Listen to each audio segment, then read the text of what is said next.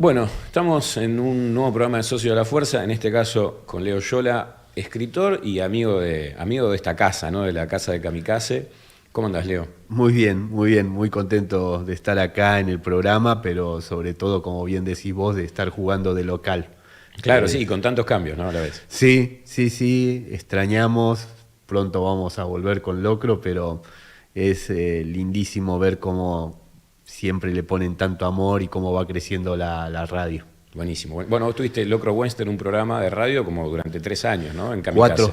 Cuatro años, 3 mientras fue Radio La Ciudad, un año con Kamikaze y casi 150 programas. Un montón. Sí, Un montón. sí. Bueno, de esa cuestión del paso del tiempo, ¿no? Y de la acumulación de lo que uno va haciendo, quería un poco pensar que tu primera novela, Siete y el Tigre Harapiento, es del 2005, Sí. y la última, que es del 2020, que es Ultratumba, son 15 años, 9 novelas, recién decíamos, es un buen número, ¿no? de literatura. Yo te quería preguntar, en todo este tiempo, ¿no? Que bueno, combinás la práctica, la lectura, y cada tanto uno también piensa acerca de lo que hace, ¿no? De la disciplina que lleva adelante. ¿De dónde pensás que viene la literatura? ¿De dónde surge? En lo personal. ¿En lo personal o en lo general? Digo, si alguna vez te preguntaste, de dónde surge esto que estoy haciendo. ¿Qué sé yo? Me parece que hay algo que tiene que ver con la oralidad y que es lo que más me interesa a mí a la hora de escribir, ¿no?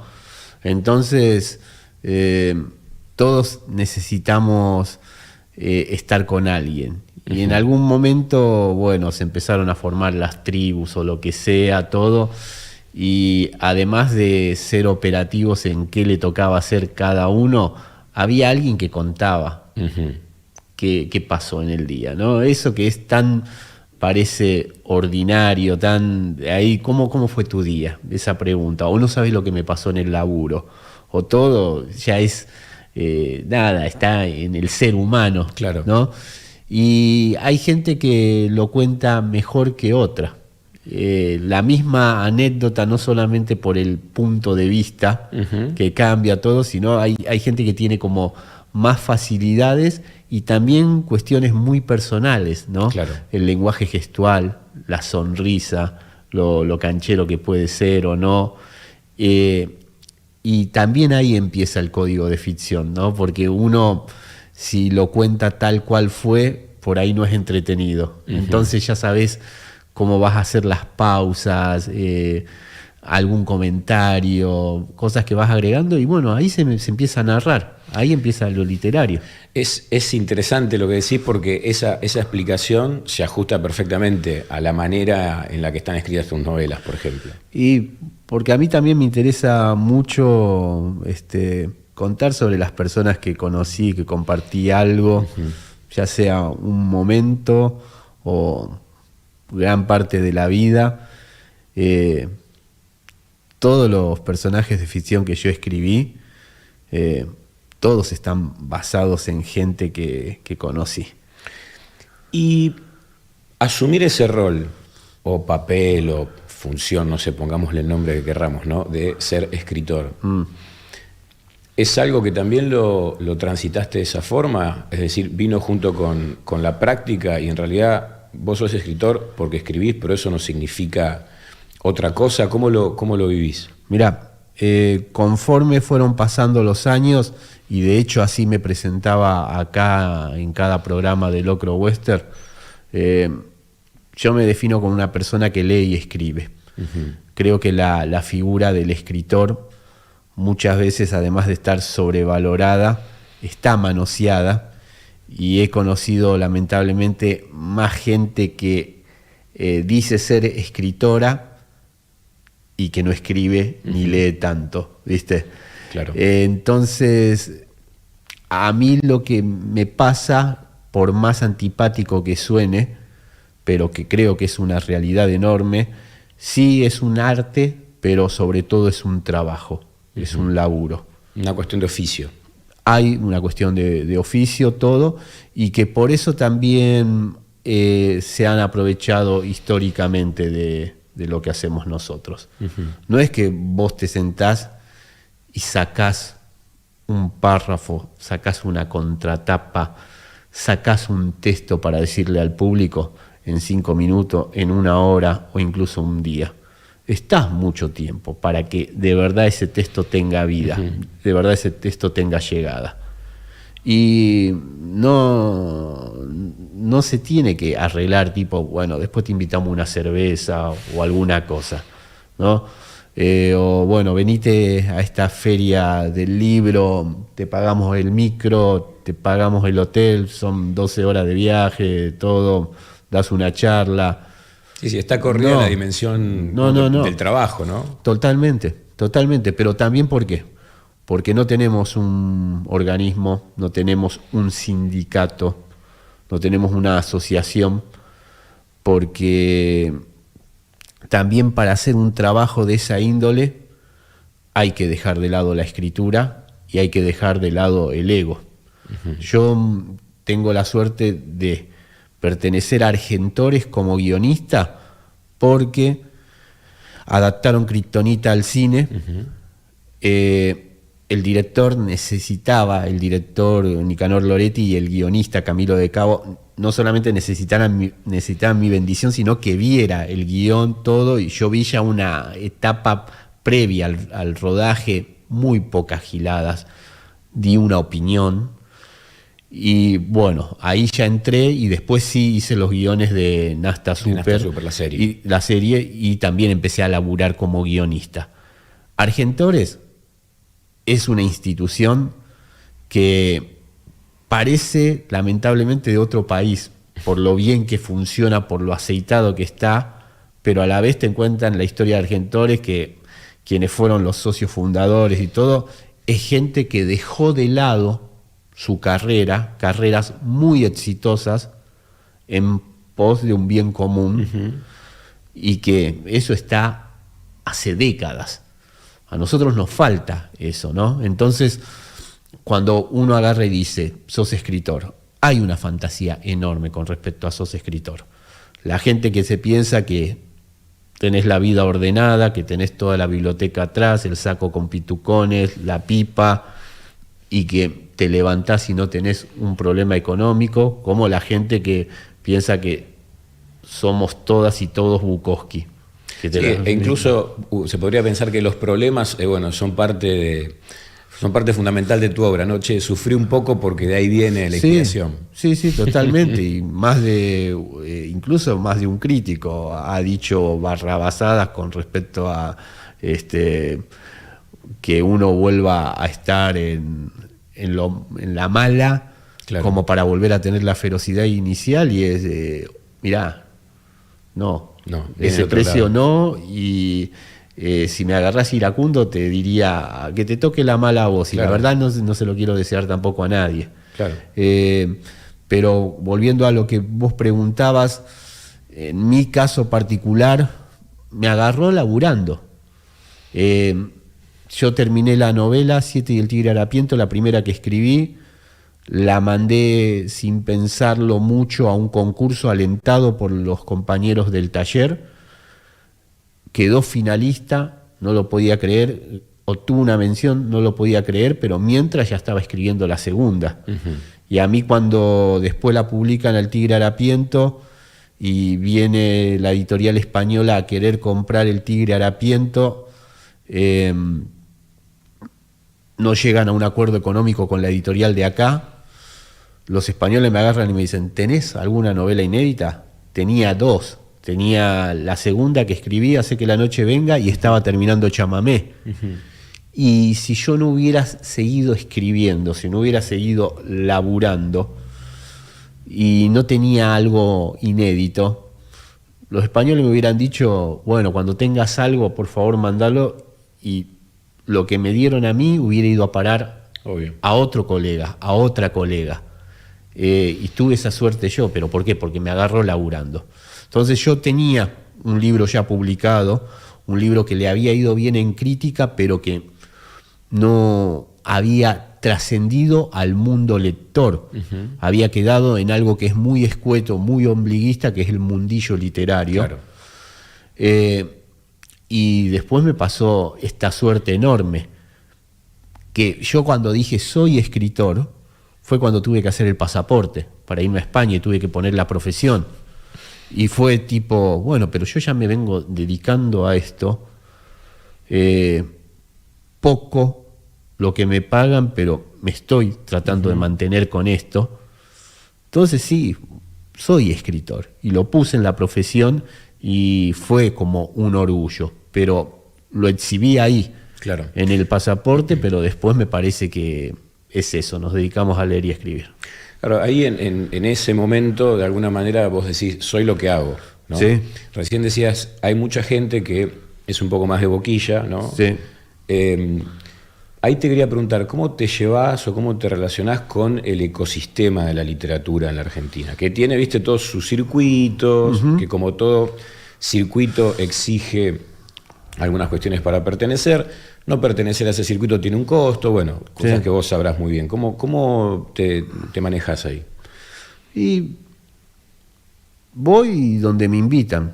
Jamás me quise colar en algún lugar donde no estuviera invitado, todo, porque me parece que son cosas que son forzadas. Obvio, uno cuando arranca te gustaría que te llamaran para tal cosa, para tal otra, todo. Y bueno, lo que aprendí en esto, y que es lo más difícil, es la paciencia.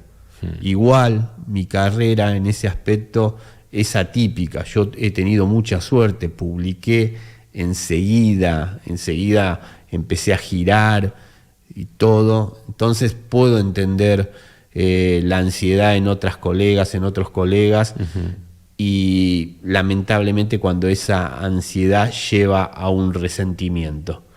Y después hay otra parte que es netamente azarosa, que es por qué gusta, por qué no, por qué llega a determinada cantidad de lectoras, de lectores. Y el mundillo literario es necesario, sí, tiene sus dinámicas, y dentro de eso es que sí y que no. Desde formalidades que son lo de menos a otras cosas que me parece te alejan de la escritura. Pero por otra parte, te pasa que una cosa que yo diferencio es trabajar y cobrar por escribir, y otra cosa, trabajar de escritor, ¿no? Y el trabajo de escritor, el que no tiene que ver realmente con escribir, sino con la exposición pública, es un laburo necesario porque vos cobrás de eso, pero eso te aleja de la escritura. ¿Viste? Hay momentos que estás mejor económicamente, otros que no, ni hablar después de lo que pasó la pandemia. Y salís de gira y sí, está bárbaro todo eso, el contacto con la gente, siempre uno es muy agradecido de eso con la persona, no solamente que organizó el evento, la feria o lo que sea que te están llevando, y que habiendo tantos colegas te eligió, el contacto con las lectoras, con los lectores, todo, pero todo eso te aleja de la escritura. Claro. Y no conozco ningún colega que no le pase lo mismo, que pueden no ser honestos y decir, sí, escribo todo el tiempo. No, te atraviesa, un viaje te atraviesa. Vos pensás nada más eso, cuando uno se hace una escapada de vacaciones, todo, un viaje así te atraviesa, te cuentan una historia, o escuchaste de refilón una historia, o por lo que está pasando un colega o una persona del lugar a donde viajaste, y te pone en perspectiva no solo con lo propio, sino con lo que le está pasando a esa persona. Claro. Y te deja de importar la ficción. Y cuando vos habitas la ficción, tenés que estar como en un mundo paralelo, ¿no? Para poder transmitir eso después a quienes vayan a leer esa historia. Yo pensaba también, vos hablabas de las giras, ¿no? De recorrer el país y también fronteras afuera, en charlas y demás. Y pensaba también esta escena misma, ¿no? Que nosotros estamos teniendo ahora y que vos habrás tenido un montón más, de la entrevista también, ¿no? En donde el escritor, la escritora es interpelado como alguien que tiene que dar una serie de respuestas, ¿no? Y que en general siempre como mucha expectativa de las respuestas que puede dar alguien que escribe, por la tradición que tiene nuestro país, donde hubo escritores y escritoras que fueron realmente referentes, ¿no? De la vida política y cultural. Pero ¿cómo te llevas también con esto mismo que está pasando, con el tema de las entrevistas? No, a ver, me parece que siempre depende de quién te entrevista, del programa, y vos vas aprendiendo a quién decís sí y a quién no. Entonces, te pasa que en un principio te empiezan a llamar, vos decís es un halago, todo vas, y cuando llegás te das cuenta de que no tienen ni idea de quién sos y que jamás leyeron algo, ¿viste? Vas a encontrar un montón de cosas que no te saben decir ni siquiera bien el nombre. Estamos aquí con Leandro Loyola. ¿Qué tal, Leandro? Y a mí me da vergüenza ajena corregir en vivo a alguien que lo está diciendo mal. Pero, viste, a veces veo algunas entrevistas así grabadas, todo, y si estoy con la gorra, tengo un tit que me tapo con la visera hasta acá, y que se nota que, como diciendo, si sabías que iba a ser así y todo. Bueno, cuando ya te das cuenta desde ese lado, está ahí. O te llama un productor y te dice: me encanta tu obra, todo, queremos tenerte en el programa, bárbaro, todo. ¿Podés venir ahora a las 11, en 2 horas? No, y te das cuenta que es para cubrir un hueco, para cubrir alguna cosa, todo. Eso es el plan B de algo. Plan B, o lo que necesitan, que bueno, eso también es la urgencia de un medio, ¿no? Y que vos decís, che, ¿en serio te garpa tenerme así por ese huequito? No solamente a mí, a cualquiera, a todo. Por Kriptonita, más de una vez me llamaron encima. Yo ahora no estoy siendo tan notámbulo, pero soy notámbulo y escribo. Y más de una vez me agarraron a la mañana medio dormido, con la guardia baja, todo. Y de repente me llamaron alguna vez en algún programa para hablar como experto en situaciones de rehenes, porque había escrito un libro que transcurría en una toma de rehenes en un hospital de Isidro Casanova, y es ficción, no tengo ni idea de cómo es eso. Entonces, vos vas viendo con quién y con qué. Obviamente, una persona como vos, que es cercana, que cada vez que nos vimos poco, pero nos dimos mucho, uno viene como mucho más relajado. Pero también es lindo la situación con la persona desconocida y que vos confías en que haga bien su laburo. No solo en una entrevista, en una feria del libro, en algún lugar, todo. Y no lo digo desde el lado de la adulación, sino de poder charlar, salir de las preguntas que son más de manual y poder tener otro ritmo. Sí entiendo, obviamente, el formato que decís, bueno, son 45 minutos esta charla en la feria del libro con la persona, tenemos que salir, es un programa que son 20 a 25 minutos en la radio, si es la tele, 5 a 7, y a otra cosa. Eso lo entendés, pero cuando ves que el otro hizo su trabajo, está bárbaro. ¿Viste? Decís, te agradezco tu trabajo, te agradezco tu laburo, que es lo más honesto y la gratitud más grande que le podés dar a una persona cuando lo está haciendo bien. Vos ves la gente que hace las cosas bien, y sobre todo que las hace a pulmón, y te sentís gratificado de haber podido contribuir a algo que está pasando ahí.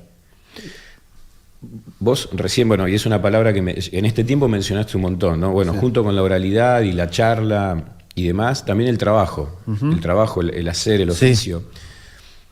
¿Qué de eso surge de tu experiencia con la ISECA en su taller? Sí. En un principio, igual antes del maestro de la ISECA, antes de Alberto, la cultura del trabajo en la casa de mis viejos. Entonces, ese creo que es el ejemplo más grande. todo les costó. Todo les costó y cada ladrillo en la casa, mi viejo es Petrocelli, todavía sigue haciendo la casa, ¿viste? Todavía sigue habiendo ladrillos sin revoque fino ni el grueso, nada. En Isidro Casanova, que es donde vos naciste. En el barrio Los Pinos. Siguen en esa casa desde el 78. Entonces ahí creo que hay un ejemplo y que cuando yo dije, bueno, me voy a dedicar a escribir, ¿qué es lo que necesito? ¿Qué es lo que tengo que hacer? Ir dándome cuenta lo mío, cómo iba, el tema de las conexiones y todo, bueno, ahí. Pero en la ISECA lo vi mucho porque a él lo agarramos en un momento dulce y no en vano de ese momento salió una camada importante de escritores, ¿no? Increíble. Vos los conocés bien a todos y a todas. Y yo lo veía a la ISECA, que no solamente tenía los talleres en la casa, tenía el taller en el Rojas. Y estaba viviendo un momento dulce económicamente, que estaba haciendo el programa en ISAT, los cuentos de terror. Bueno, eso es antológico, ¿no? Ese programa de él, leyendo esos cuentos ahí, a mí me encantó. Pero es la visión de Connie Duprat, porque ellos lo van a ver en la misma época que nosotros también lo conocemos a la ISECA, que es post-2001, y que el viejo iba a narrar, porque él no leía, él narraba, los adaptaba, cuentos a unas librerías, y ellos vieron eso de podemos hacer una apuesta minimalista, buscarle un determinado look a él y todo, y potenciar lo que ya él tenía. Entonces veía eso, veía cómo llegaba a fin de mes ciertas cosas y decía, bueno, este va a ser el camino. Este va a ser el camino y una buena va a ser si pasa un laburo como lo de la ISECA con la tele. Claro. Pero después no es que vas a ser millonario con lo de los libros, todo. Pero yo al viejo, mientras leía y mientras escribía, lo veía feliz. Además, bueno, la ISECA tiene una obra, digamos, un escritor que ha escrito mucho, en muchos registros. Tiene, bueno, Los Sorias, ¿no? Esa novela monumental. O sea que es un tipo de laburo y de hacer, y yo creo que ese tipo de referencias, ¿no? en una parte formativa, cuando vos estás arrancando, lo que sea, periodismo, albañilería, escritura, marca, ¿no? Un camino. Sí, y aparte darte cuenta de que no es que tenía mohines de artista, era ingobernable su mundo, las ganas que tenía para escribir y las herramientas que tenía. No era a propósito. Ponele, Polka quería hacer una antología con Planeta, cuentos de terror que después iban a ser unitarios, ¿viste? Que iban a filmar. Y la única condición que te ponían era el tema de que transcurriera en la actualidad, en la Argentina, y un relato que fuera de 10 páginas aproximadas, todo. Y la ISECA no es que fue a buscar un cuento que tenía inédito o algo por el estilo. Se sentó, escribió un relato que se llama El castillo de las secuestradistas, que transcurría en el castillo de Drácula en 1800. Y lo más gracioso es que hizo un cuentazo, pero que era inadaptable a lo que estaban pretendiendo ahí la gente de Polka. Y los tipos le terminaron gatillando porque era la ISECA, todo, pero no se lo publicaron y él estaba como indignado. Me lo tendrían que haber publicado, me lo tendrían que haber filmado y era... Pero ¿Cómo? ¿Cómo? Ya habían dicho que no. Pero es eso, la conexión que vos tenés con la escritura. Vos podés escribir de oficio.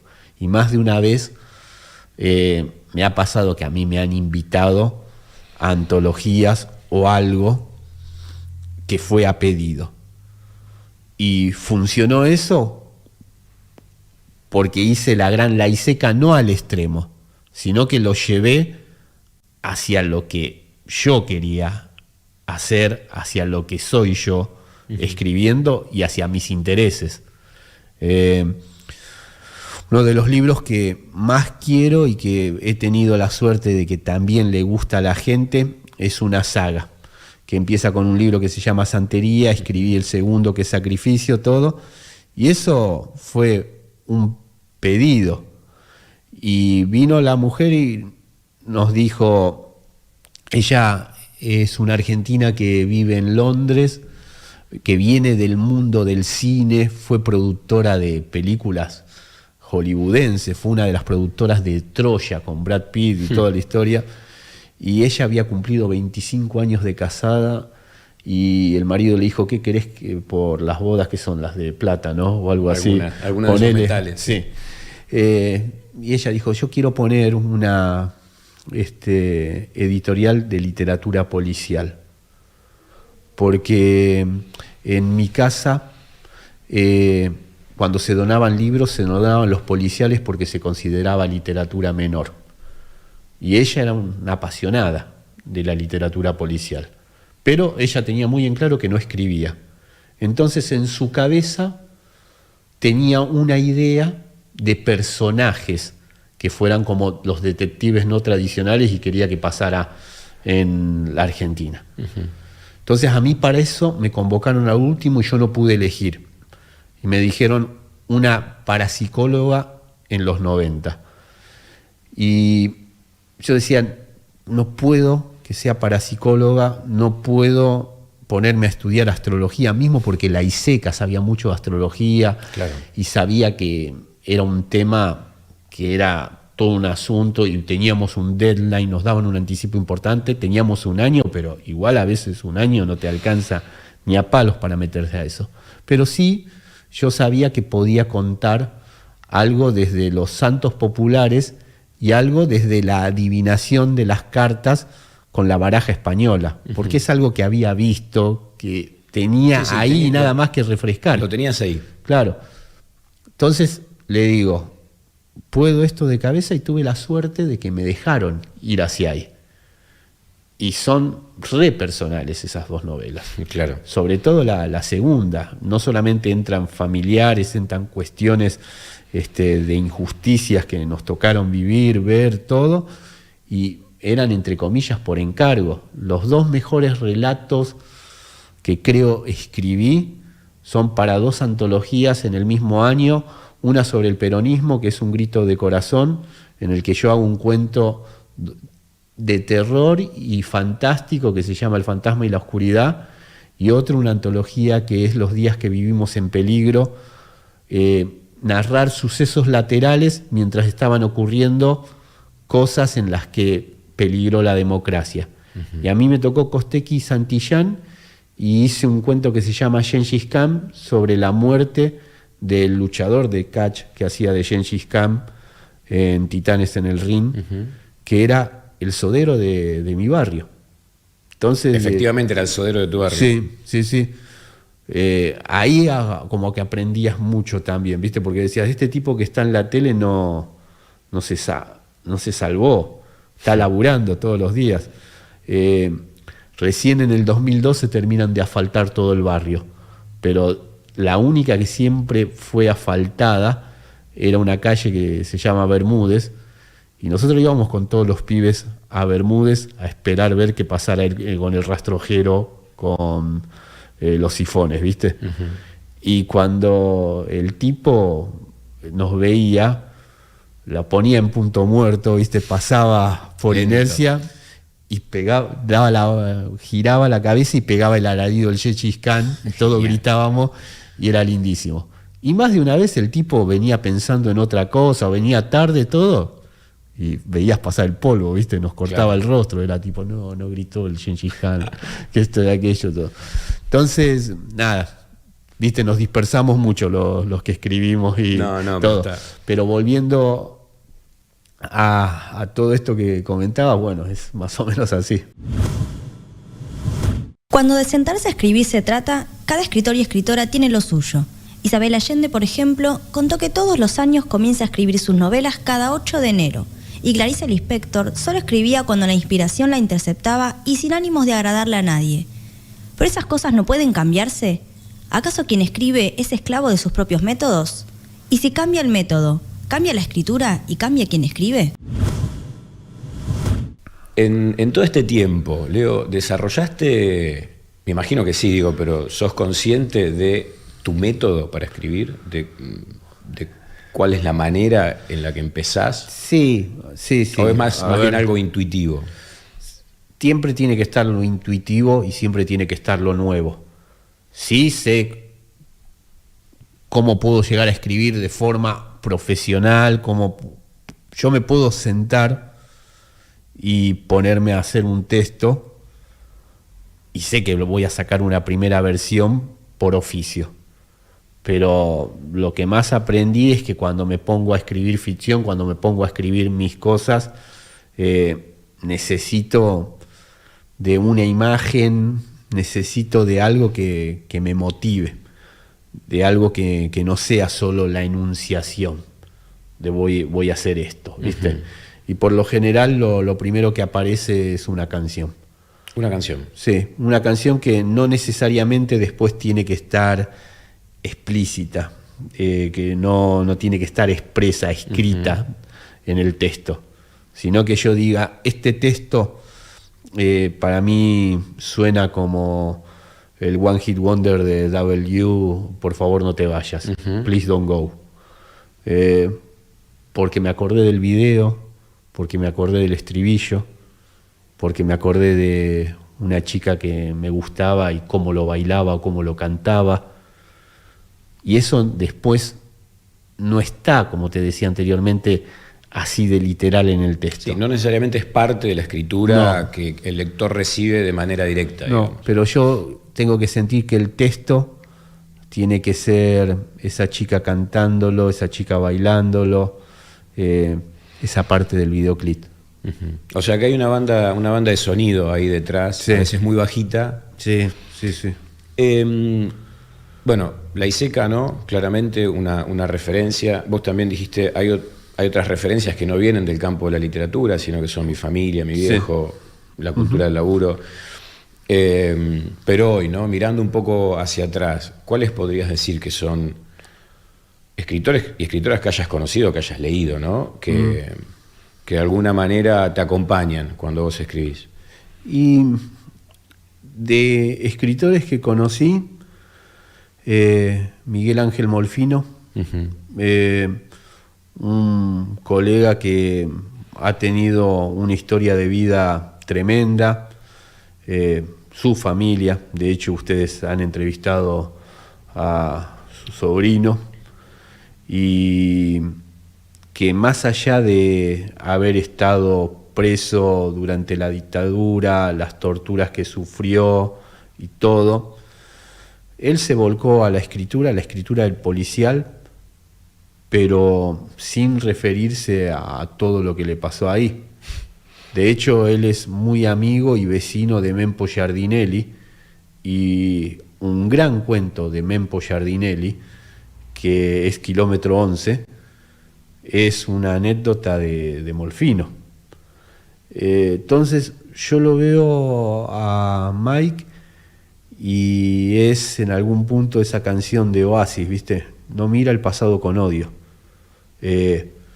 Y dividió las cosas.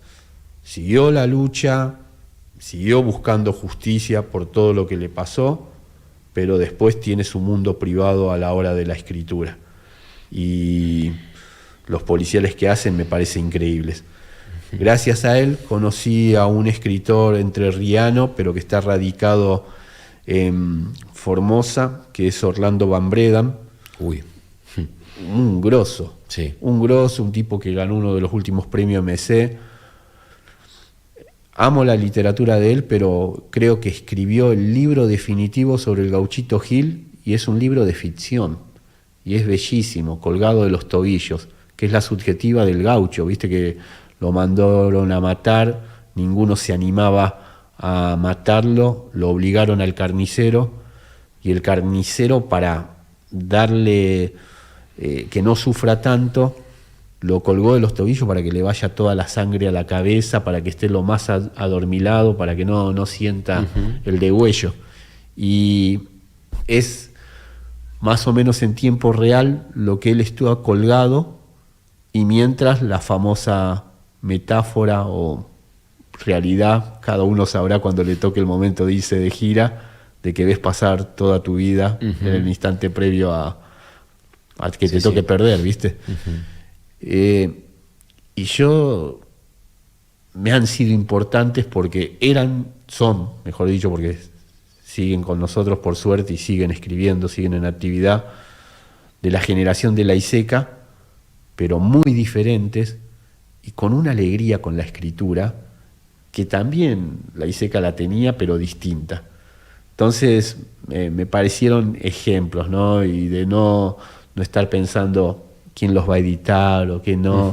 Les apareció la historia y se mandan por ese lado. Es interesante, ¿no? Que quienes vos traes como referencia sean escritores que son muy respetados, muy prestigiosos, pero a la vez quizás no están en el centro, digamos, del foco de lo que se considera ese mundillo del que hablábamos antes de la literatura. Sí, ¿no? Porque bueno, eso también es... no depende de nosotras, de nosotros y todo. Selva Almada, yo la conocí en el 2003 en el taller de la ISECA por otro grupo, y Selva ya era una escritora, ya era la escritora que es hoy, que en cuanto a los mundos que ya habitaba y todo, pero no tenía la oportunidad. Entonces también ver el trabajo de Selva, ver el trabajo que hacía ella con Alejandra Sina y con Julián López, de correrse también de lo que eran sus literaturas y buscar a las contemporáneas, los contemporáneos, hacer un ciclo. Nosotros, al venir del taller de la ISECA, y él mismo alentaba mucho la oralidad. Vos leías en vivo, y él de lo que te decía es: bárbaro, ya hizo el trabajo principal, que es haber escrito, pero después ensáyelo, léase en voz alta se va a dar cuenta de las cacofonías, de las repeticiones de palabras, ahí ya va a editar, ya va a corregir, pero léalo, o sea, interprételo. Tenía que bancarse la experiencia y la oralidad del texto. Sí, porque esa es la propuesta de la ISECA, y donde yo también me sentí cómodo. Hay otros colegas que no, mandás el archivo en Word, te leen y sobre eso va. Pero yo creo mucho en las lecturas. Así como me gusta ir a un recital, me encanta ir a las lecturas, ver un par de escritores que vos decís, yo sé que estos cuando leen son buenísimos, Juan Diego Incardona, y que lee cada vez menos, pero bye. A mí me encanta leer en vivo porque también es probar un texto nuevo, sentir la reacción de la gente, ir para ese lado. Entonces, esos, digamos así como referentes generales, Gaby Cabezón, también por una cercanía, pero después me parece que la idea hacia la que me gustaría ir, y una bestia increíble, bueno, hace poco le tocó irse de gira, es Cormac McCarthy.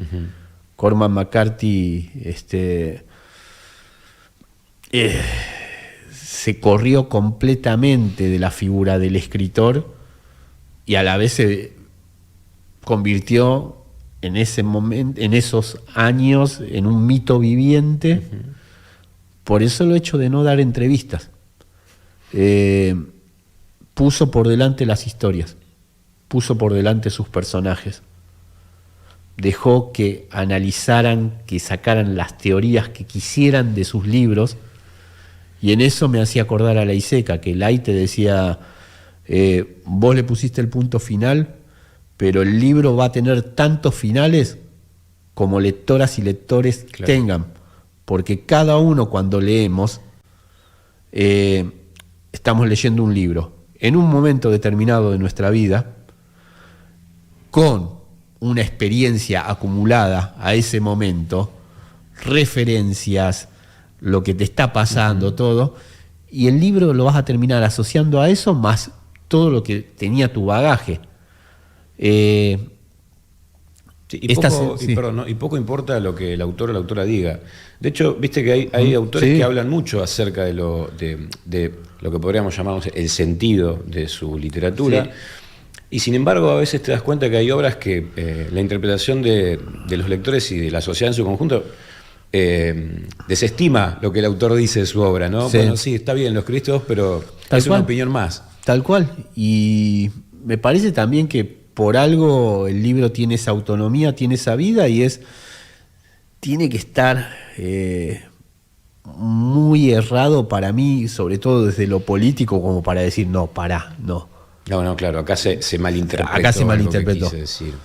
Tiene, o desde otro, pero después lo otro, o decís, es lo que siente la gente. Kriptonita, te cuento un ejemplo. Yo lo que más me preocupé en Kriptonita, de las muchas cosas que me preocupé mientras lo estaba haciendo, era de que quedara ambiguo. De si ellos, la banda de Nasta Super, tenían poderes porque era una alucinación del médico, del narrador, por el cóctel que estaba tomando para mantenerse despierto, por estar 4 días despierto tanto, claro, y estar medio en un duerme vela, o que después sea de verdad que tenían poderes. Ahí leo un punto, porque cuando uno lee tu libro Kriptonita, ¿no?, que fue adaptado al cine, al cómic también, series de televisión, ¿no?, muy reconocido. Después de que lo lees, una vez que vos entrás en la historia y demás, a veces te olvidás un poco de cómo empieza el libro y de esa larga descripción de lo que es la vida de ese médico y de cómo está quemado, roto, bien ubicado en un lugar geográfico. Que a mí siempre me resultó muy interesante esa descripción casi antropológica, por así decirlo, y la ficción viene después, pero primero hay un golpe de realidad puro y duro, digamos, ¿no? Y porque ese también es el truco de la ficción, tiene que tener un asidero de realidad. Y tiene que irrumpir en algún punto, ¿no? Sí, y de acuerdo a lo que estés contando, no tiene que ser gratuito. Y acá, cuando yo decidí que la acción transcurriera en un hospital público, un hospital que conozco bastante, y que sabes que el profesional médico hace lo que puede con lo que tiene ahí, era importante eso, y la historia del orejón. Después lo otro, que entrara la fantasía, pero para mí la heroína de Kriptonita es Nilda, es la enfermera, no solamente por el laburo que hace a diario, sino porque en un momento no solamente toma partido, sino que se la juega. Claro. Y no es que sea instintivo de ella, todo. Creo que son los valores que tiene el personaje, que tiene esa persona. Es muy linda como la corporizó Susana Varela en la peli y en la serie. Sí, que eso también es todo un desafío, ¿no? El traspaso, porque el registro escrito deja muchas cosas para que uno complete, y lo cinematográfico lo tiene que completar el propio lenguaje, ¿no? Bueno, por eso viste ese clásico siempre, que te gustó más, la película o el libro. Claro. Pero una película que es una adaptación de una novela, es la película que se hizo el director mientras la estaba leyendo. Claro, más es la película que se hace en la cabeza. Tal cual. Obvio. Entonces, por eso pasa de que más de uno agarra y dice, no, tal personaje no es como me lo imaginé, para mí era tal actor, tal cosa. Y bueno, porque todos nos hacemos esa película, ¿viste? Claro. Leyendo. Che, tu literatura, recién, así como vos hablaste de algunos referentes que los fuiste a buscar a lugares que no quedan cómodos, es decir, no están acá, digamos, a mano, sino que tenés que ir al norte, tenés que ir al Chaco. A la vez también tu literatura trabaja con materiales que quizás tampoco son los materiales que están inmediatamente ahí, ¿no? La música, mucha música pop, ¿no? Los 80, los 90, el cine. el western, Clint Eastwood, el Pulp Fiction, también, qué sé yo, King Kong, ¿no? Ese tipo de ficción. Eso siempre estuvo ahí, vos siempre tuviste ganas de trabajar con esas cosas, de usar esas cosas, y después, ¿considerás que eso es algo que también, o en algún momento lo pensaste, que podía ser algo que te condicionara? Como decir, bueno, yo cuando quiera salir de esto me va a ser fácil, o si es que querés, ¿no? Por supuesto. El tema, siempre volvemos al taller de la ISECA, y siempre volvemos a lo primero que uno escribe. Y entrás pidiendo permiso, entrás imitando a quienes admirás, o los libros que admirás, todo. Y después lo más importante es que salga tu voz. Y para eso hay que amigarse con algo que ya no tenés control sobre eso, y que es el momento en que naciste. Tus primeros años de vida, los años de iniciación, ¿qué es lo que te tocó? ¿No? Y porque también son momentos felices. Claro. Entonces la ISECA decía, no se hagan los otros. No se hagan los otros. Vos podés estudiar muchos autores clásicos y que te gusten, pero después contame con quién empezaste a leer. Contame quién te hizo bien. Andá hacia ese lado y no califiques a la cultura en alta o baja. La ISECA decía que le había dado tanto Joyce como Rider Haggard. Si le daban a elegir entre los dos, decía Rider Haggard toda la vida. Conan Doyle,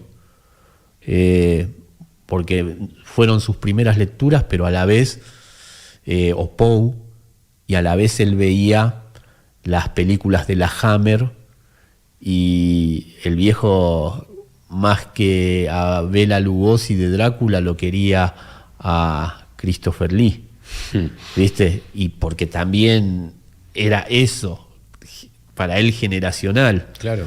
Entonces, yo me doy cuenta que hice un montón de relatos en un comienzo en los que imitaba a Alejandro Dumas, imitaba algo medio de Jim Thompson, o incluso intenté mucho ciencia ficción con Ray Bradbury, y era donde menos me iba bien. Pero cuando aparecía el policial y el barrio, había algo que funcaba. Claro. Cuando aparecía esa referencia a grupos que no conocía la ISECA, pero se quedaba con el nombre o la cosa, funcaba. Y ahí, ¿no? Vos tenés el barrio, que es la experiencia, y también es la oralidad, ¿no? Sí. Digo, ahí hay dos cosas que vos que te estimulan y que conocés. Y bueno, porque es eso, vos tenés que escribir sobre lo que conocés. Por algo también para el escritor, para la escritora, es importante la investigación, y a la vez es un lugar seguro y un lugar en el que en un momento tenés que tirar el ancla. ¿Por qué? Porque te sentís bien investigando, te sentís que estás escribiendo, pero no estás escribiendo, ¿viste? Estás haciendo acopio, estás acumulando data para hacer verosímil lo otro, bárbaro. Ahora no es tan importante ser tan meticuloso en eso. Ahora, dale, creá. La literatura imita la vida, o la vida imita la literatura. Sea como sea, los nexos entre lo absurdamente irreal y lo realmente absurdo son innegables.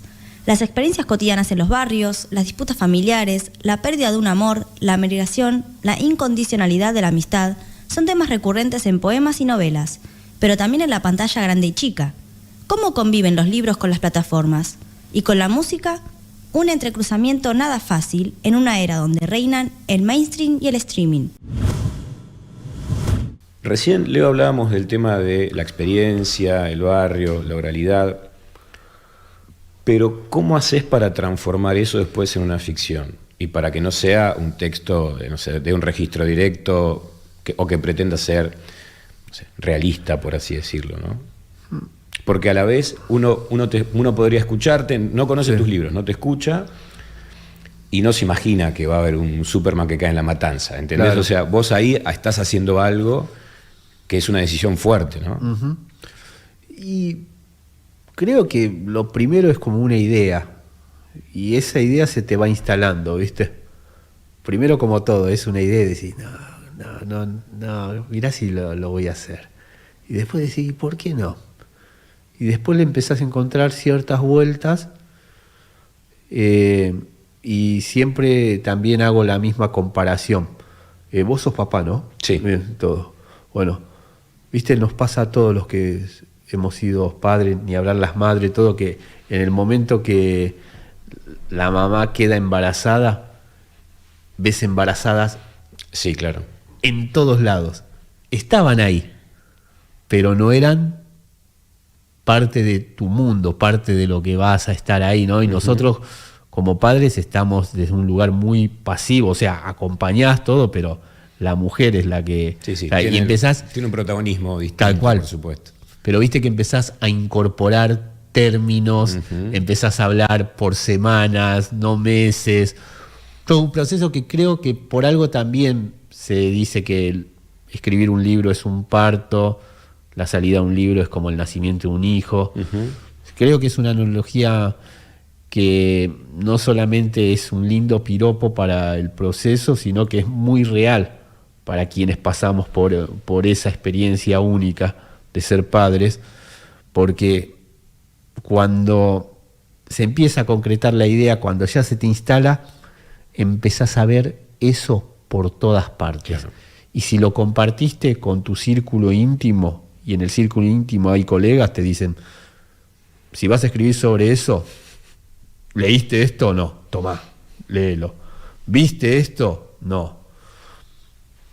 Empezás a orientar todo ahí. Entras en un clima, o sea, estás en el libro incluso antes de que el libro exista o se materialice, sí. Ya estás ahí adentro. Estás ahí adentro y tu día a día, tus cosas que van pasando, también se van incorporando a eso.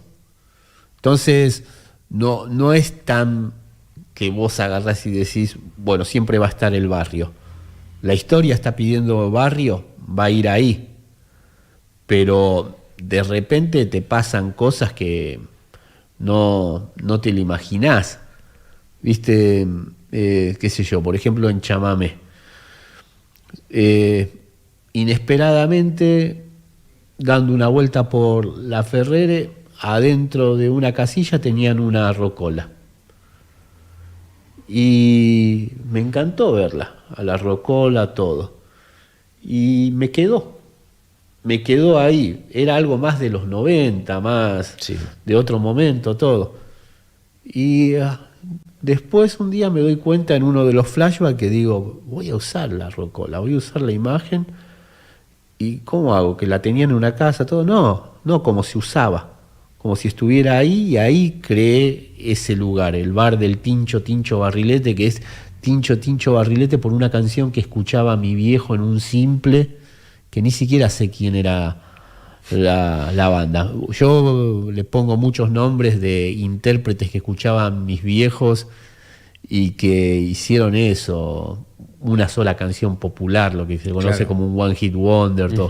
Por eso también me fascinan mucho las bandas de sonido de Tarantino, porque vos decís, por un lado, para nosotros pueden ser como hallazgos, pero por otro el tipo lo que te dice, esto era lo que yo escuchaba claro. Cuando era chico. En el libro que sacó ahora de Memorias de Cine, te cuenta no solo la relación increíble que tenía con la madre y el cine, sino algo que compartían con la madre era ver esos programas de televisión yanquis en el que había un presentador, venían y hacían playback y gente bailando atrás, y que veían uno que se llamaba Soul Train, que también utilizan muchas imágenes de ahí para hacer los videos, los Daft Punk y todas las cosas.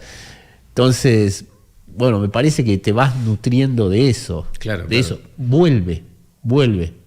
Es el verso de Los Abuelos de la Nada. Se me olvidó que te olvidé. A mí que nada se me olvida.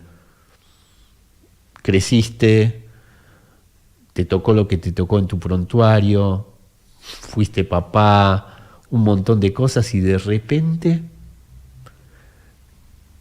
volvió esa canción, volvió ese dibujito animado, volvió esa película que no necesariamente era El Padrino, que no necesariamente era una canción de los Rolling, claro, que no eran las que te marcaron, no era Astro Boy, pero te acordabas que había una tortuga que era D'Artagnan o una cosa así. Son más mínimas y decís, esto es lo que me interesa a mí reflotar. ¿Por qué me gustaba esto? ¿Por qué me gustaba esta canción? Obvio que es más fácil, no solamente por los laureles ganados y todo, hablar de la música del Flaco Spinetta, hablar de un tema de Pink Floyd. No es hacerse el loco, ir a las canciones que uno cita o lo que sea, sino decís, ¿por qué? ¿Por qué, así como AC/DC tiraba reboque, te decían los metaleros de allá, para vos tira reboque Diango con Corazón Mágico? Y sí, para mí suena así. Claro. Todo. Acá en Locro, a mí me encantaba de vez en cuando pasar ese tipo de canciones entre todo lo otro, ¿viste? Y no por hacerte el loco, sino porque vos decís, yo algo a esto le agradezco. Y además de que sé que fue popular, sé que dio muchas alegrías, todo, vos le ves que había una pasión en eso, no solo lo comercial. Lo comercial vino después, ¿viste? Además, bueno, tiene el sonido, así como junto con la oralidad que vos mencionabas, tiene esa cuestión de que en algún punto no es una decisión, sino que es lo que se escuchaba en tu casa, es lo que suena en tu casa, no necesariamente porque vos lo hayas puesto, lo hayas elegido, pero está sonando. Y también esto de, pasé y vi algo, o pasé o escuché como dos personas hablan. Sí. Hay que estar atento, por supuesto, y yo creo que hay muchas cosas que nos pasan sin darnos cuenta y nos pasan de costado, pero me parece que el sonido, ¿viste?, tiene esa característica en la que en parte es tu decisión prestarle atención, pero está sonando, más allá de si vos lo querés o no, digamos. No, totalmente. Y hay una expresión muy linda del conurbano que es el rock de pasillo, porque es cómo se escuchaba la música de los tocadiscos y cómo transitaba por los pasillos en las villas o en lo que sea, y vos escuchabas la melodía como que más que estar escapándose te estaba llamando, se estaba imponiendo. Claro. Entonces eso es lo que me parece lindo, ¿viste? Y que estén conviviendo Autocontrol de Laura Branigan con Daniela Romo y Yo no te pido la luna, todo eso te forma, ¿viste? Es muy lindo. Sí, es esa combinación de cosas que, bueno, es como una característica muy del conurbano, ¿no? Sí. La potencia de lo que se mezcla, de lo que se mixtura y de lo que no está, ¿cómo te puedo decir?, ordenado en compartimentos estancos, ¿no? Sí. Sino, creo que eso tiene que ver con el vecino, con la medianera. Totalmente. ¿viste? Ese tipo de cosas. Diferentes generaciones. Yo de muy pibe ya me gustó bailar. Yo me acuerdo de eso, de ser una pulguita de 4 años y ya estar bailando lo que sea. Y eso me gusta, y eso también me parece muy latinoamericano. Porque, bueno, mi vieja es paraguaya y también me crié mucho yendo al pueblo de ella allá o ir a bailar a Asunción. Y después, gracias a los libros, cuando me tocó ir a Uruguay, pero sobre todo Colombia y ni hablar México, bailás lo que ponen, ¿viste? En México salimos del protocolo con Selva Almada cuando nos tocó ir la primera vez a la Feria del Libro Guadalajara y nos fuimos a ver lucha libre. Y entre las luchas libres... Que es toda una institución en México. Totalmente, no sabés lo que era. Y entre las luchas libres se bailaba. Y yo veía un viejito que vos veías que el tipo había salido de estar en el campo laburando y así se mandó todo con el sombrero de paja, todo, y te bailaba AC/DC, te conmoví toda la noche, y en el siguiente bloque Marco Antonio Solís, lo que viniera, y vos decís, eso es bailar, ¿viste? Lo que te pusieron ahí y tratar de conectar con la música, con quien estás bailando, con la gente, beber, todo. Me acuerdo que durante una de las luchas, porque aparte de eso, viste lo que hablamos de la oralidad y las expresiones, todo, te servían unas cervezas, casi 2 litros de cerveza en un vaso de telgopor y con mucha sal. ¿Sal? Sí, sí, yo creo que era para que te dé sed y sigas chupando, sí, ¿viste? También. Todo. Y estábamos chupando así todo, y en un momento, viste esa típica toma de catch que uno lo agarra al otro y medio como que le enrieda las manos en las cuerdas y le empiezan a pegar en el pecho. Uh-huh. Y se para un tipo de la tribuna y le pega el grito: ¡déjalo ya, pinche abusivo! Y cuando dijo así, rompí la cerveza de la de la risa. La risa, todo. Después me tuve que chupar la remera, pero bueno, ese tipo de expresiones son geniales, ¿viste? Bueno, sabes que ahí pasa una cosa muy particular, ¿no? Con el tema de la lucha libre, que en México, como decíamos, esto en institución, sí, los enmascarados y demás, ¿no? Tal cual. Que es muy interesante cómo el público participa en algún punto de esa ficción. Sí. En directo que se está construyendo, sí, y no rompen la ficción. Aunque todos saben que es una ficción, no la rompen. Es muy interesante eso. No, pero es hermoso lo que acabas de decir, porque siempre se compara la literatura con el boxeo. Pero con el catch, nosotros los latinoamericanos, es tal cual. Es lo que acabas de decir, ese pacto con el espectador. Arriba la historia, en el ring. Uh-huh. Abajo los otros, cómo alentás y todo, es el mismo pacto de la ficción con el lector. Entonces vos sabés que la va a pasar mal y que hay una posibilidad de que incluso pierda, pero va a terminar ganando, y cuando pierde queda esa desazón, queda esas cosas y ese juego, ¿no? Viene el malo, como era el Gengis Khan del sodero del barrio, ¿no? Y grita, y vos tenés que decir, bueno, grita porque es malo y era lo más bueno que había. Claro. Todos están haciendo su personaje, todos están haciendo cada uno lo que están haciendo, y todos lo estamos pasando bien. Uh-huh. Por eso también me gusta eso de que ahí en el catch se bailaba, y también mi teoría de que desconfío del escritor que no baila. Che, y una cosa que te escuché contar es que cuando hacías giras o recorridos, sí, por Kriptonita, que te invitaban a leer, sí, o a presentar el libro, habías ido a cárceles, y que en algún momento nació ahí también la idea de que querías que alguna novela tuya, alguna de tus historias, transcurriera, sí, en una cárcel, y que de alguna forma de ahí viene el germen de lo que después sería Ultratumba. Sí.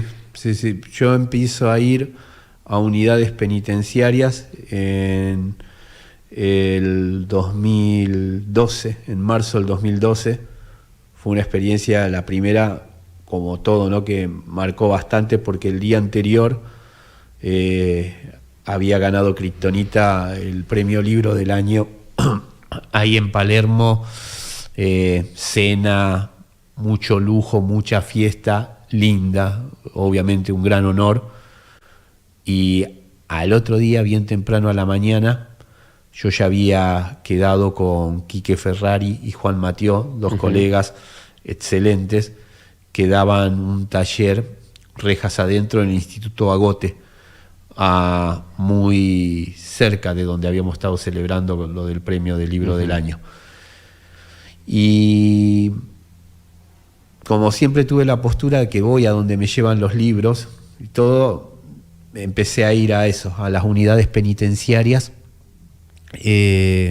donde daban relatos míos e incluso novelas.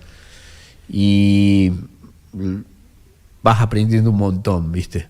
En muchos lugares a caer de sorpresa, porque si no, la gente es tan agradecida que te da cosas que después le van a faltar como regalo, y viste, no podés decirle que no, por más que te vas a dar cuenta que se van a privar de eso todo, porque lo pueden tomar como desprecio. Uh-huh.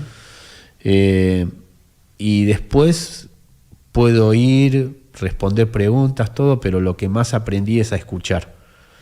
Y yo tenía una idea que originalmente se iba a llamar Romero, y que tenía que ver con una anécdota que me habían contado, que pasó en Escaso, en La Ferrere, de 2 amantes, un policía y un dealer, y que chicos adictos al Paco le fueron a tirar la casilla abajo al dealer para afanarle unas dosis, y resulta que justo estaba con el amante, y al Pata Negra no le quedó otra que abrir fuego, y estaba con la reglamentaria, entonces tuvo que informar de la situación y todo.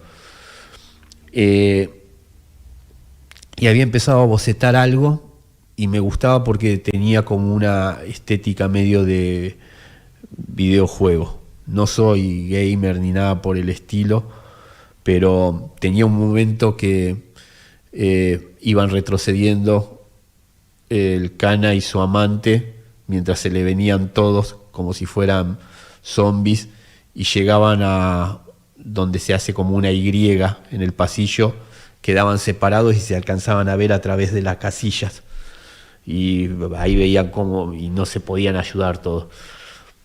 Con esa lógica solo quedaba para un relato.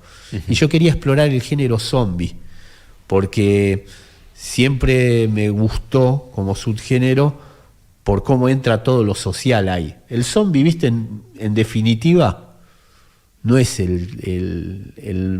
es obviamente una amenaza, un montón de cosas, todo, pero lo peor de eso es lo que saca en el sobreviviente, el egoísmo, en los que están vivos. Más, es muy bueno esto que decís del género zombie, porque el género zombie nace con una crítica social muy potente. Ya desde las primeras películas eso está ahí, ¿viste? Tal cual, pero bueno, lo que pasa es que el que cambia todas las reglas es Romero, ¿no? Claro.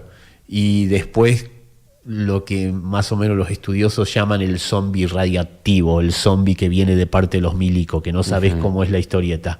Pero el zombie originalmente viene de islas del Caribe, la figura de un sacerdote que es el Bocor, el que preparaba la pócima esa que te tiraban, te dejaban medio adormilado, te enterraban vivo, te sacaban del ataúd y te decían: hola, ¿qué tal? Ahora me perteneces, vas a trabajar en la plantación. Yo recuerdo esa película, La serpiente y el arcoíris. La serpiente y el arcoíris es increíble, es como el último exponente de eso, y de una investigación que hace Wade Davis, que acá se llegó a publicar MC. Wes Craven hace una película de ficción gloriosa, tremenda. Y bueno, vos fijate que la mayoría de estas cosas que estamos contando, y el zombie vudú, al Bocor, al hechicero, al tipo que hacía esto, lo bancaba el dueño de una plantación y que quería mano de obra zombie los 7 días de la semana. Entonces, es todo lo que muestra la serpiente del arcoíris, era así. El que se retobaba era: la segunda vez te enterramos, y te enterramos con una tarántula, o te enterramos con una serpiente. Hola, ¿qué tal? Te dejamos acá con esta pitón. Claro. ¿Viste? Tremendo eso. Entonces, me había pasado que en uno de los viajes que fui a España, que ya estaba como más canchero y salía mucho por Madrid, yo quería ir a ver lugares que había visto en películas. El lugar, ahí la estación de Chamartín, donde había nacido el bebé del Día de la Bestia, donde había quedado colgada Carmen Maura, esa estatua en la comunidad, todo, y quería ir a la plaza de Átame, porque había visto eso, la movida de la noche, todo. Me dijeron que no vaya porque era un lugar que había quedado tomado por yonkis, que ellos le llaman así al adicto, y sobre todo al adicto de la heroína. Y yo, viste, yo soy de Casanova, claro, que esto, de aquello, todo. Digo, voy, y cuando fui, no sabe cómo arrugué la cola, ya, y fui de encima de tarde, salí del metro, como le llaman ellos, al subte, todo, y cuando me iba acercando, era una película de Romero, o sea, el sol, ver la gente cómo estaba medio deambulante y darte cuenta que estaban en otra. Claro. Todo. Entonces, ahí me empieza, entre eso y la anécdota que te cuento del dealer con su amante policía de la bonaerense, yo decía, voy a tratar de armar algo. Después te pasa lo que siempre te das cuenta, más cuando has escrito bastante, que lo que estás escribiendo se parece mucho a lo anterior. Uh-huh. Y esto, por más que era un relato y yo quería convivir más, me daba cuenta que estaba requete pegado a Santería y Sacrificio, y tenía cosas de kriptonita. Entonces en el medio dije, ¿qué hago? Y empezaron las visitas a las unidades penitenciarias, los relatos, las cosas que compartía la gente. Entonces dije, es un lugar para contar algo, y también para agarrar también un subgénero que es el de rejas adentro. Y lo empecé a hacer así, pero después me di cuenta, y esto en el año 2012, que el desafío era hacerlo en una unidad penitenciaria femenina y que todos los personajes fueran femeninos, que los hombres estuvieran en off, porque era y no era lo mismo el tema de ir a las unidades penitenciarias femeninas. Y había una energía, había una forma de hablar uh-huh. que me parecía que estaba buena a retratar y que iba a estar piola, y iba a ser lo que estoy acostumbrado a laburar o a mostrar, pero a la vez también iba a ser nuevo.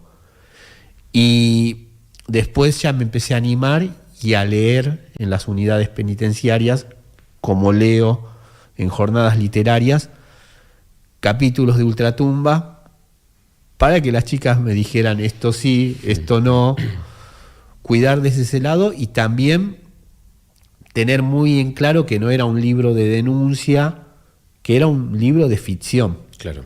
Así como las chicas me contaban que en su momento se sentaban a ver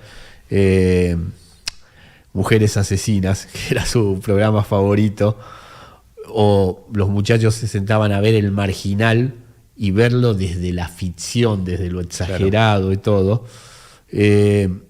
Bueno, era en qué no me tenía que ir al pasto. Claro. Pero que después entendían cuál era el código tumbero y cuál era el código de ficción. Entonces fue re importante eso, las historias que me compartieron y que me regalaron, y también esperarla, porque yo tenía una versión de Ultratumba justo cuando empieza la preproducción y el rodaje de Kriptonita, y si me hubiera puesto a corregir esa versión y esas cosas y hubiera entregado la novela, no hubiera terminado teniendo muchas cosas que después aparecieron y que estuvieron buenas, y que tuve que bancar casi 3 años tenerla ahí demorada la novela, porque fue volver al universo de Kriptonita, era todo tan luminoso, tan lindo lo que estaba pasando, y justamente Ultratumba necesitaba de una oscuridad en el tono general, y a diferencia de otros libros, yo necesitaba entrar y salir constantemente. Viste, como si una cosa es nadar y Ultratumba era bucear. Entonces, viste, era bueno, hasta acá me dan los pulmones, vuelvo, recupero aire, todo. Ultratumba también es la novela que tiene muchas historias que me contaron, no que me pasaron o que vi de primera instancia. Entonces fue volver a las uni, a hablar con las chicas que me contaron eso, decirles cómo se iban a sentir esto, porque no me daba después llegar con el libro y dárselos y que lo leyeran y chocar. Claro. Entonces también ese tipo de lecturas estuvo bueno. De hecho, yo di por terminada la novela porque tenía mis dudas cuando leí un capítulo en una unidad penitenciaria en Rosario, y una de las chicas quedó muy emocionada, y cuando pudo dejar de llorar me dijo que ella la entendía a ese personaje, a Córdoba, porque sabía lo que era estar enamorada y adentro, privado de su libertad. Yo le agregué esa línea al texto, y al otro día lo leí en una jornada literaria, en un bar literario en Rosario, y en el momento que leo eso que me había dado esta chica, alzo la vista y veo todo el público y veo que la mayoría se lleva las manos al pecho o se cubre la boca. Uh-huh. ¿Viste? Entonces dije, ahí está. Acá terminamos. Por fuera de la General Paz hay literatura, y mucha.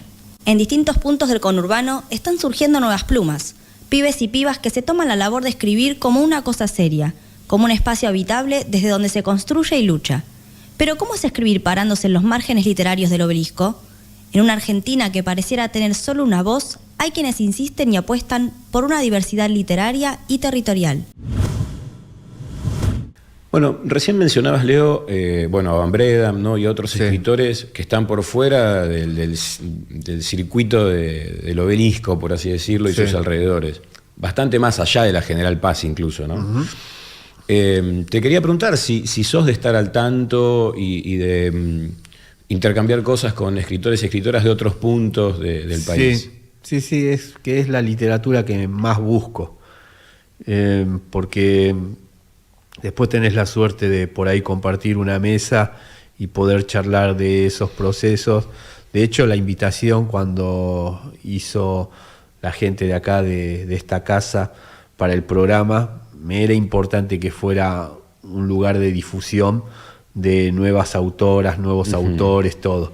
Y cuando Rodrigo Manigot empieza con Librots y lo hace tan bien eso, dije me voy a abocar más a la poesía y también a hacer más hincapié en las editoriales del conurbano. Claro.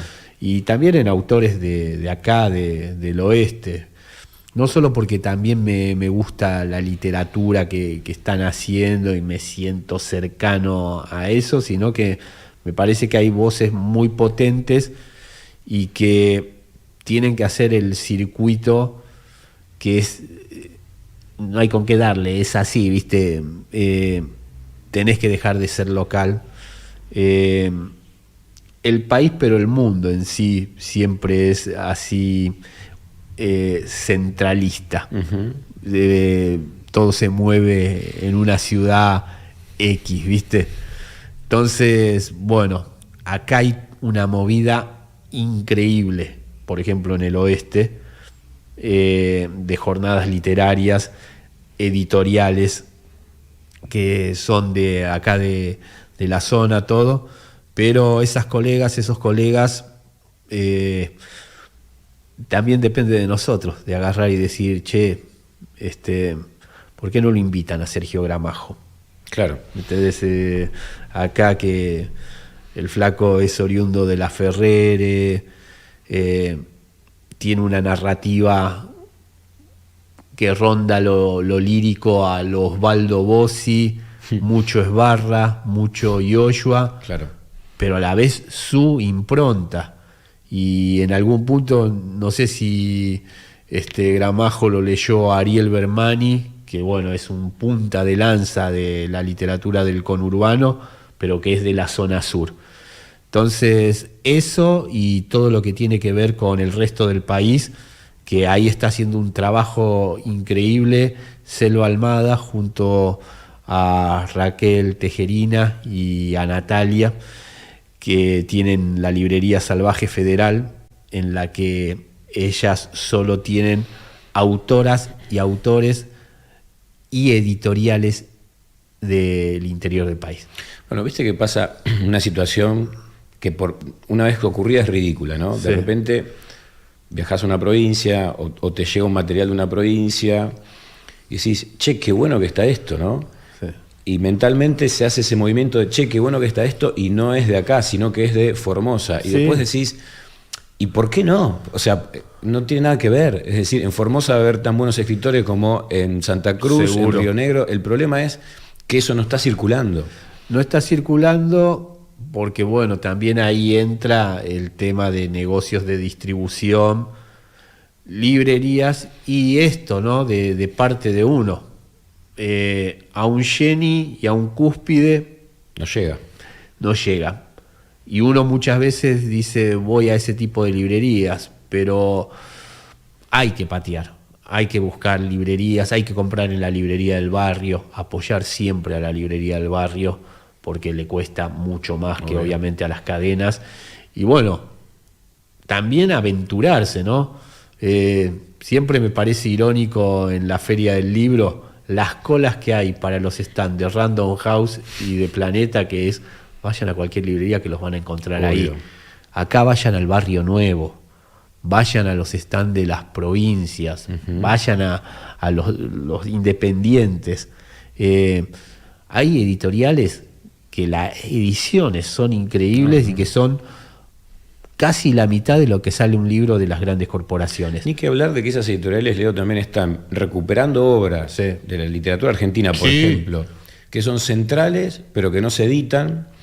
Y ni que hablar que la poesía prácticamente circula por el mundo de la edición independiente. Sí, pero justo también tocaste un gran punto, que es recuperar la obra, sobre todo de colegas que ya les tocó partir. Por ejemplo, una editorial muy linda, Espacio Hudson, que se dedica básicamente a autoras y autores del sur del país, recuperaron la obra de Bustriazo Ortiz, justo desde La Pampa, la obra completa. Es una edición increíble y una historia de vida de alguien que merecería tener no solamente más reconocimiento su obra, sino mayor difusión. Y eso está en nosotros. O Leónidas Escurero, un poeta que a mí me partió la cabeza y que también ya no está, es un santafesino, una editorial hermosa, Iván Rosada. El autor se conocía con el nombre de Kiwi. La foto de tapa es él en pullover, jean y ojotas, divino, un tipo que vivía de vender carnada para la gente que iba al río, de vender lombrices, cosas, todo. El tipo era tan pobre que escribía los poemas en el papel metalizado de los cigarrillos. Por eso los poemas de él tienen forma de haiku, no lo son breves, y todos tienen que ver... Por una necesidad del soporte. Por el soporte. Todos tienen que ver no solamente con el río, sino con eso que estaba ahí. Tiene una observación hacia las ranas que es increíble. Es increíble, ¿viste? Vos decís, si Iván Rosado no hubiera ido a buscar los cuadernos del tipo, porque el tipo aparte publicó en fotocopias, ni siquiera plaquetas, finales de los 80, principios de los 90. Si no se hubiera tomado el trabajo de ir a buscar a esto, ir a buscar también quiénes fueron los amigos, quiénes los conocieron, reponer la historia de él, pero sobre todo reponer en un libro breve la mayoría de las poesías que habrá escrito, porque las que se le habrán perdido. Obvio. ¿Sabes? Y todo, vos decís, eso es maravilloso. Leo, mencionaste la poesía. ¿Cuál es tu relación con la poesía? ¿Tenés poemas escritos? Ahí tenemos, trajo Melina, nuestra productora general, trajo un fanzine, que es un hallazgo. Pero ¿cómo te vinculas con la poesía? Y siempre fui de leer poesía. Cuando empecé el taller de la ISECA, además de ir mucho a los clásicos en librerías de Saldo y buscar autores contemporáneos en librería de Saldo, fui a la cartonera de Cucurto y a Belleza y Felicidad, que era como unos movimientos que recién estaban empezando. Fui a la cartonera de Cucu a buscar El pianista de Piglia, un cuentazo policial, y que la ISECA me había dicho, ese cuento y usted o yo la se van a llevar muy bien. Y cuando veo la movida de Belleza y Felicidad también me gustó, y empecé a leer eso. Para mí siempre fue importante leer quiénes son este momento, quiénes están haciendo algo. Y la mayoría, además de tener buenas intenciones, le pone laburo. Cuando vos ves que le ponen amor a una edición, todo va ahí. Y bueno, la poesía siempre le tuve mucho respeto. No me animé a escribir hasta que fue la pandemia. Y viste que en la pandemia, durante el encierro, era lo que no ibas a hacer nunca. Y además no sabías si era ahora o nunca. Ahora Claro, nunca quizás, ¿no? tal cual. Y ahí hice un taller con un poeta que yo admiro y que somos amigos, que es Oscar Fariña. Y estuvimos laburando 2 años. Y el que más o menos me gustó y que laburé un montón es que quise hacerlo también de forma artesanal. Y con la poesía estoy tratando de hacer un recorrido así como esto, ¿viste? ¿No? Yo sé que puedo darle mis poemas a una editorial mediana, grande, de poesía, y que me lo van a publicar por la obra que ya tengo en la narrativa, porque le va a sumar. Pero la verdad que quiero en este momento hacerme con la poesía de abajo. Claro. Y tengo cosas que estoy escribiendo y estoy disfrutando, como supe de disfrutar de cada lectura en vivo de narrativa, de estar leyendo poesía en vivo. Ahora, en noviembre, para un evento, que es músico y poeta, el músico tenía que pedir con quién quería estar.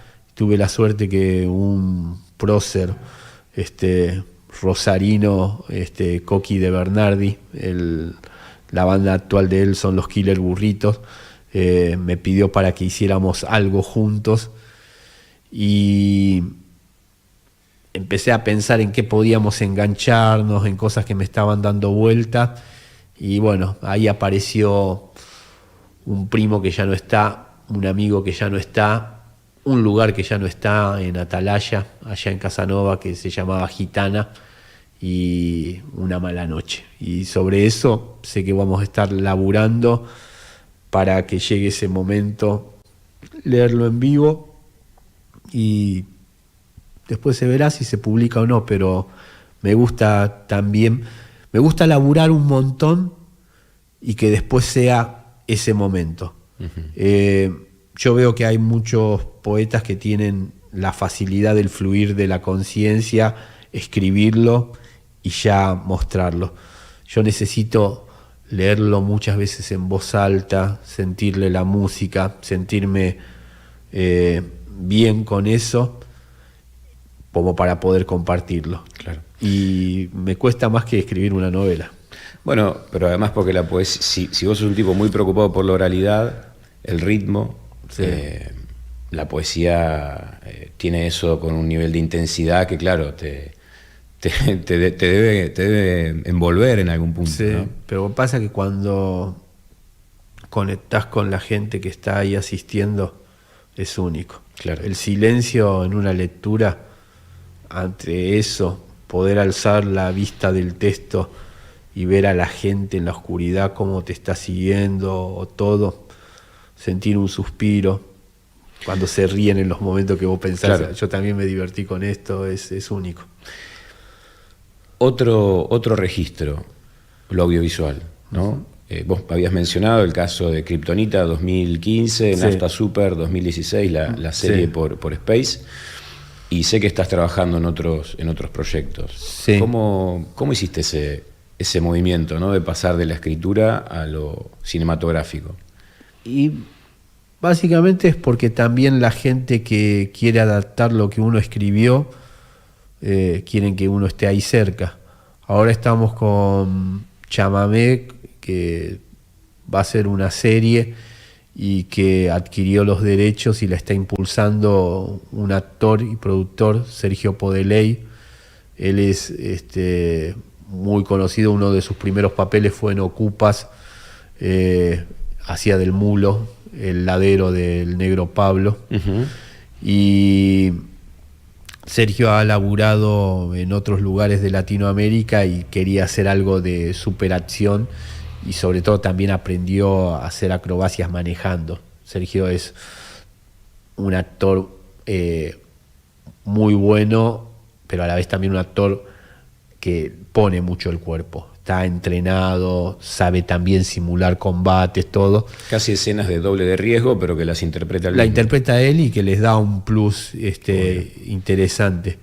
Y charló con Maravilla Martínez, que el otro Sergio, que bueno, hace rato también viene incursionando en la actuación, y filmamos un teaser acá en General Rodríguez con algo que no está en la novela, que escribimos básicamente para que él pudiera mostrar a los productores la capacidad visual y todo el laburo que le pueden poner para que se vea bien y con todas cosas analógicas, en un momento en que el cine, para abaratar costos y no correr riesgos, está muy metido lo digital. Claro.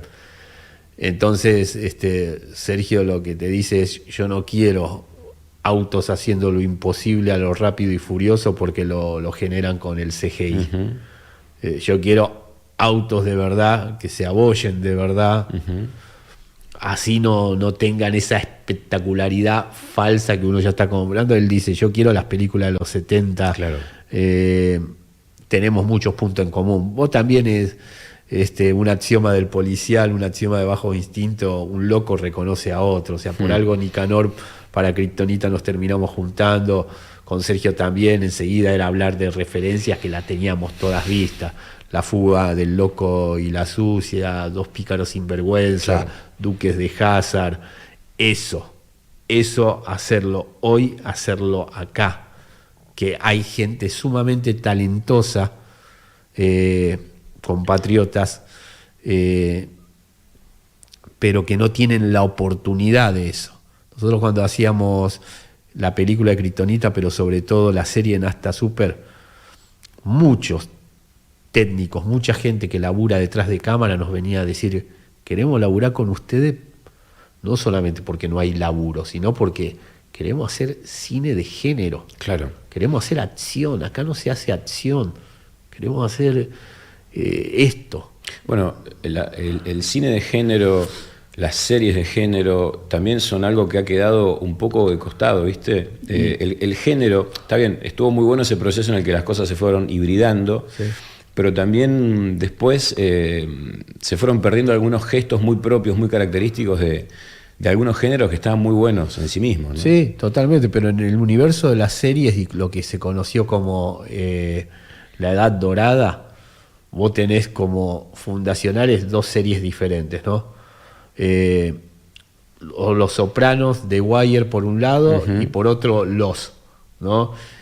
Hoy vos no tenés series de 1 hora que puedan tener la rigurosidad y el desarrollo de personajes que tienen Sopranos y que tiene The Wire. The Wire es una cosa increíble. Claro.